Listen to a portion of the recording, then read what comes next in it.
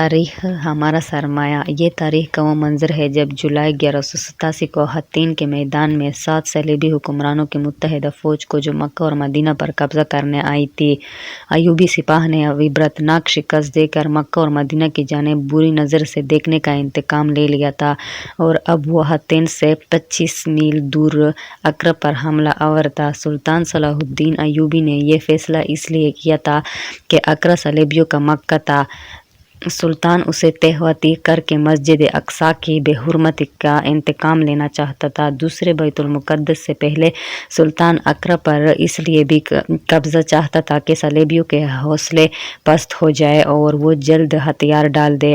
چنانچہ اس نے مضبوط دفاع کے باوجود اقرا پر حملہ کر دیا اور 8 جولائی 1187 کو اقرا ایوبی افواج کے قبضے میں تھا۔ اس معرکہ میں صلیبی انٹیلیجنس کا سربراہ ہرمن بھی گرفتار ہوا، جسے فرار ہوتے ہوئے ایک کمانڈر نے گرفتار کیا تھا۔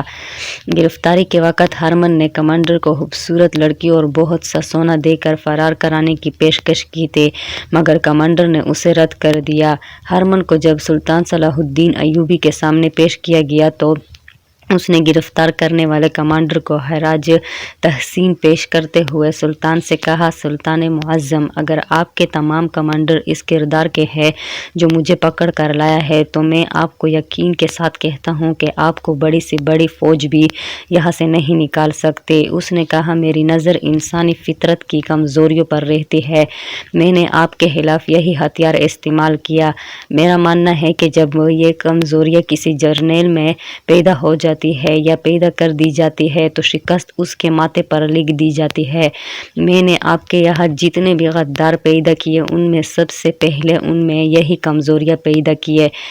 حکومت کرنے کا نشہ انسانوں کو لے ڈوبتا ہے۔ سلطان معظم، آپ کا جاسوسی کا نظام نہایت ہی کارگر ہے، آپ صحیح وقت اور صحیح مقام پر ضرب لگاتے ہیں، مگر میں آپ کو یہ بتانا چاہوں کہ یہ صرف آپ کی زندگی تک ہے۔ ہم نے آپ کے یہاں جو بیج بویا ہے وہ ضائع نہیں ہوگا۔ آپ چونکہ ایمان والے ہیں اس لیے آپ نے بے دین عناصر کو دبا لیا، لیکن ہم نے آپ کے امراء کے دلوں میں حکومت، دولت، لذت اور عورت کا نشہ بھر دیا ہے۔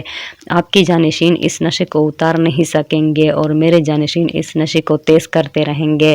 سلطان معظم، یہ جنگ جو ہم لڑ رہے ہیں یہ میری اور آپ کی یا ہماری بادشاہوں کی اور آپ کی جنگ نہیں ہے، یہ کلیسا اور کعبہ کی جنگ ہے جو ہمارے مرنے کے بعد بھی جاری رہے گی۔ اب ہم میدان جنگ میں نہیں لڑیں گے، ہم کوئی ملک فتح نہیں کریں گے، ہم مسلمانوں کے دل و دماغ کو فتح کریں گے، ہم مسلمانوں کے مذہبی عقائد کا محاصرہ کریں گے۔ ہماری لڑکیاں، ہماری دولت، ہماری تہذیب کی کشش جسے آپ بے حیائی کہتے ہیں، اسلام کی دیواروں میں شگاف ڈالے گی۔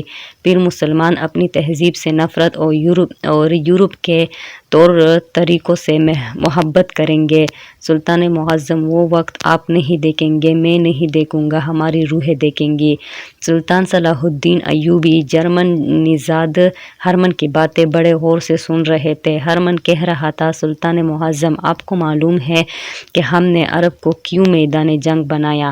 صرف اس لیے کہ ساری دنیا کے مسلمان اس خطے کی طرف منہ کر کے عبادت کرتے ہیں اور یہاں مسلمانوں کا کعبہ ہے۔ ہم مسلمانوں کے اس مرکز کو ختم کر رہے ہیں۔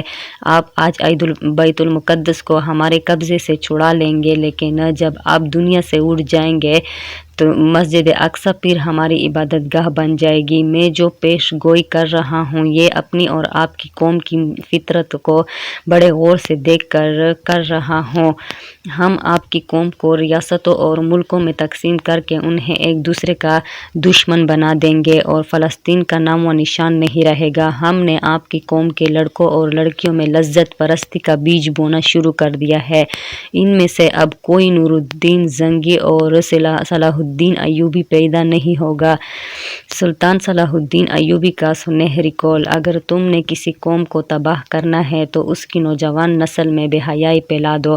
آپ کا یہ عظیم قول تاریخ کے آئینے میں سب کا سوچنے اور سمجھنے کا مقام ہے کہ کیا یہ ساری باتیں آج سچ ثابت نہیں ہو رہی ہے؟